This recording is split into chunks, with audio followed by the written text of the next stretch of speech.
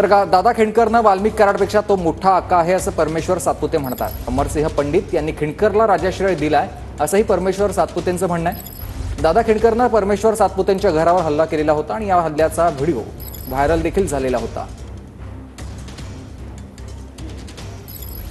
Social मीडियामध्ये आणि प्रसार माध्यमामध्ये पसरविण्याचं आणि दहशत पसरविण्याचं काम दादा खिंडकर नावाच्या चोर, दरोडेखोर आणि जो वाल्मिक कराडपेक्षाही मोठा अक्का आहे हा दादा खिंडकर, गेल्या 7 वर्षापासून त्यांनी बाबळवाडी, बेलवाडी, बेडूकवाडी या तिन्ही गावामध्ये त्याच्या दहशतीच्या माध्यमातून धुमाकूळ घातलेला आहे.